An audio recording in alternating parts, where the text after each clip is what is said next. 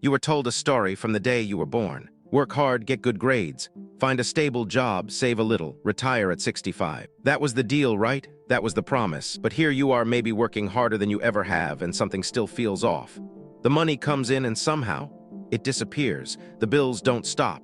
The anxiety doesn't quiet down. And no matter how many hours you pour into your work, you never quite feel ahead. You're exhausted, not just physically, deeply, silently exhausted. And the worst part? Nobody told you this would happen. Nobody sat you down and said, hey, the system you're about to spend your entire life trusting, it was never designed to make you rich. It was designed to make you useful. Society sold you a lie. And most people don't figure it out until they're too tired to do anything about it. But today, right now, I want to show you something different. Because Warren Buffett figured it out at age 11. Not because he was born wealthy. Not because he had some secret the rest of us don't. But because he understood one thing, one quiet, powerful thing, that almost nobody teaches you in school, at home, or at work. And that one thing: poor people work for money. Rich people put money to work. By the end of this video, you will understand exactly what that means, and more importantly, what it means for your life starting today. Let me paint a picture for you. Monday morning. The alarm goes off. You silence it. You don't jump out of bed with energy, you peel yourself out of it. You get dressed, skip breakfast or grab something fast, sit in traffic or squeeze into a commute, and spend the next 8 to 10 hours doing what someone else needs done. You come home tired, you scroll your phone to decompress, you go to bed, and then you do it all again. The paycheck hits on the 15th. For about 48 hours you breathe, you feel okay. And then the rent comes out, the car payment, the subscriptions, the credit card, the groceries. And by day 4, it's like the paycheck never even arrived. This is the trap, not a trap made of bars you can see.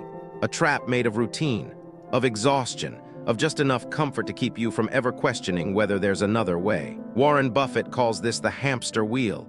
You're running constantly, you feel productive, you feel responsible, but you're not actually moving anywhere, because the wheel isn't connected to anything that builds for your future. And here's the cruelest part of the trap: the loneliness inside it, because everyone around you seems to be doing the same thing. So you assume this is just life. You assume this is normal.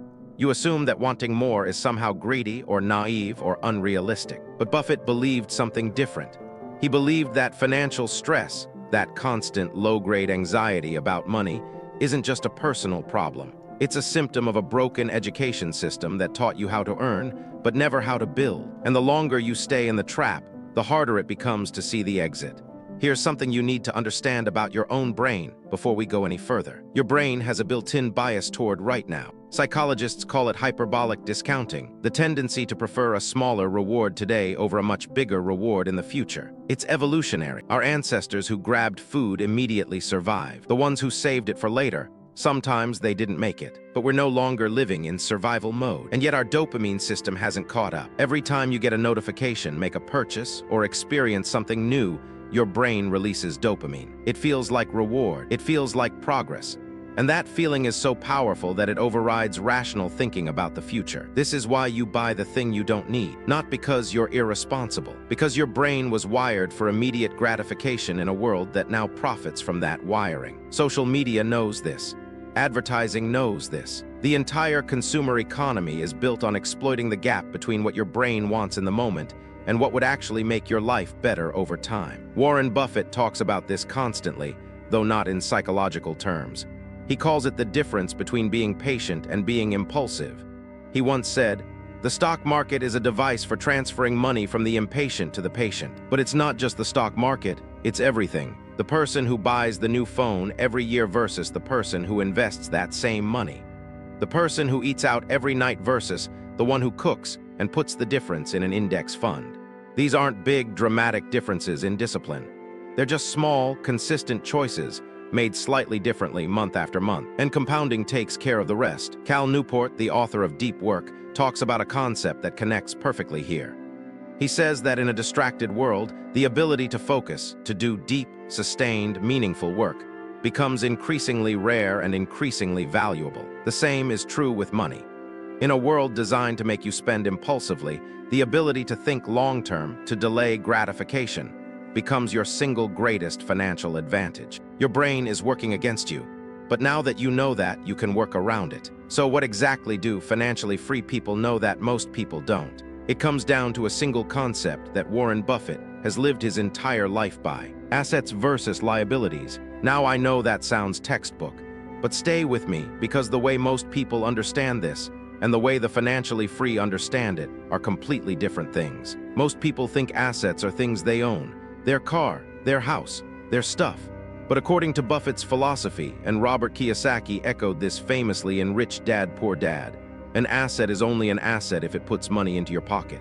A liability takes money out. Your car, if you're not using it to earn, it's a liability, depreciating every day, costing you an insurance, gas, maintenance, a rental property, an index fund, a business that runs while you sleep.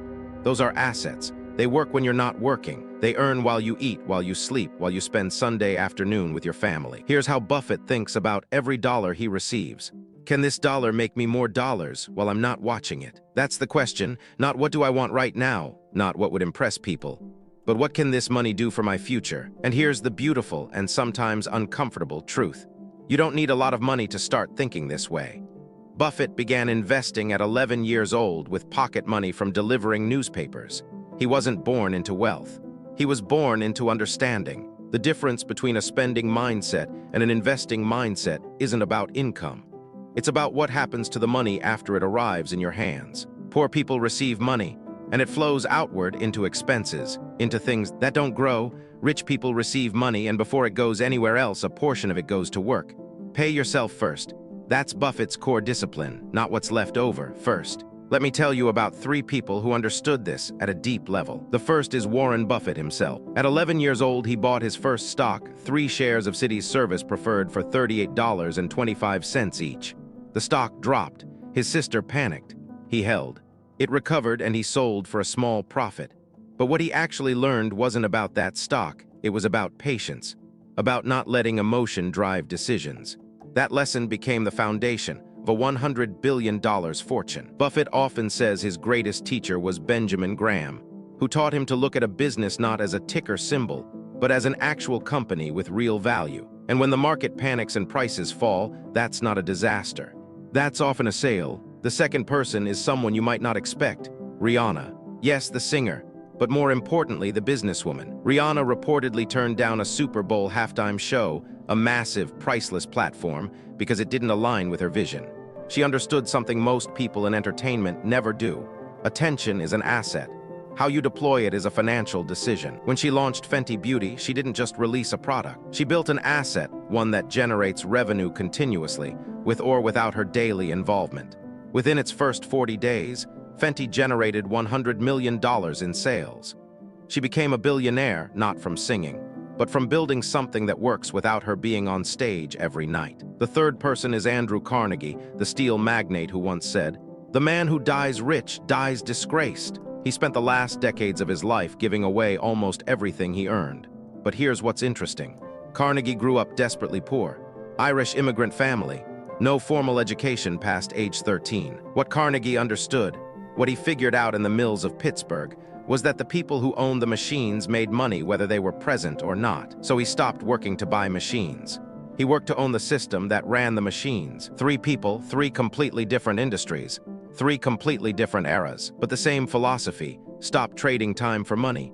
Start building things that work while you rest. Here's something Warren Buffett does that most people overlook. He reads every single day for hours. He estimates that early in his career, he was reading 600 to 1,000 pages a day. Today, even at his age, he says he still spends 80% of his day reading and thinking. That's all he does. I can already hear you saying, yes, because reading and thinking deeply without distraction is how compound knowledge is built. And compound knowledge leads directly to compound wealth. Cal Newport's concept of deep work is the modern framework for what Buffett has always done intuitively. Deep work means working for sustained periods of time on cognitively demanding tasks, free from distraction, free from notifications, free from the constant pull of the trivial. Most people never do this. They work in fragments. 15 minutes here, check their phone, respond to a text, back to work, interrupted again. Studies show that after a single distraction, it takes an average of 23 minutes to return to full concentration. 23 minutes per distraction. In a world where we get dozens of notifications per hour, we are living in the most distracted era in human history, and distraction is expensive, not just in productivity, but in the quality of the ideas we're able to access, The decisions we're able to make, the clarity we're able to find. The deep work window is simple: 1 hour daily, completely protected. No phone, no email, no social media. 1 hour where you learn something that expands your financial understanding, your skills, or your ability to create value in the world. Buffett believes that every increase in your knowledge compounds just like money does. A person who spends 1 hour a day learning a valuable skill consistently for 5 years becomes a different human being. One with options, one with leverage, one who is no longer entirely dependent on a salary. The window doesn't have to be morning, it doesn't have to be perfect. It just has to be consistent. 1 hour every day building something that serves your future. That's the game. I want to leave you with something concrete, not overwhelming, not a list of 20 things to do, just clear, honest next steps rooted in Buffett's actual philosophy. Step 1, track where your money actually goes for 30 days. Not to judge yourself, not to feel guilty, just to see clearly. Because you cannot optimize what you cannot see. Most people have no idea where their money goes, which means they have no control over it. Control requires clarity. Step 2, before your next paycheck, decide on a percentage, even 5%, that goes somewhere productive before you spend $1 on anything else. An emergency fund, a low-cost index fund, something that earns rather than costs. It doesn't matter how small it is. What matters is the behavior. You are teaching yourself a new reflex. Money comes in, future comes first. Step 3, protect 1 hour tomorrow for deep financial education. Not motivational content. Not entertainment dressed as education. Read about how compounding works. Learn about index funds. Study one person who built real wealth and understand exactly how they thought about money. Build your knowledge base, because as Buffett says, you don't invest in what you don't understand. Step 4, identify one thing in your life that might be a liability disguised as a status symbol. The car that's too expensive for your income. The subscriptions you don't use. The lifestyle inflation that crept in when your salary went up. Not because these things are wrong, but because every dollar flowing out is a dollar not working for you. Step 5, think longer than the weekend. This is the hardest one. Buffett's favorite holding period, he's famously said, is forever. He doesn't think in quarters, he thinks in decades. Most people can barely think past Friday. Start asking yourself, what does this decision look like in 10 years? In 15? Not every decision, just the financial ones. Give your future self a seat at the table when you're choosing how to spend today. There is a moment, a specific, quiet, almost invisible moment that happens in the lives of some people. It doesn't come with a celebration. There's no announcement. Nobody sends you a congratulations. It's the moment when your money you saved and invested and nurtured over months and years, earns more in a single day than you made working. For most people, that day never comes. Not because they weren't smart enough, not because they weren't hard enough workers, but because nobody ever told them that day was possible. Warren Buffett believed it was possible at 11 years old, and he spent the next 8 decades proving it, not through luck, not through shortcuts, but through something almost boring in its simplicity: patience, discipline, and the quiet refusal to let money just pass through his hands without purpose. He once said, "Someone is sitting in the shade today because someone planted a tree a long time ago." That tree you plant today might be small. It might look insignificant. You might look around and feel like other people are sprinting past you with the new cars, the vacations, the things they post online. Let them sprint, because you are not in the same race anymore. You are planting quietly, consistently, with patience they don't have and vision they can't see. Wealth isn't built in a moment of inspiration. It's built in 1,000 unremarkable mornings where you made a slightly smarter choice than yesterday. It's built in the hour you protected for yourself when the world wanted your attention. It's built in the investment you made instead of the purchase, in the question you asked instead of the impulse you followed, in the long game you chose when the short game was screaming at you. You don't need to be Warren Buffett. You don't need to be a billionaire. You don't need a Wall Street education or a Harvard degree. You just need to understand one truth, the truth Buffett has lived his entire life. Your money can work harder than you ever could, but only if you put it to work. The question isn't whether you can afford to start. The question is whether you can afford not to. Start small. Start now. Stay consistent. Because the version of you 10 years from now, sitting in the shade of a tree you planted today, will be grateful that you did.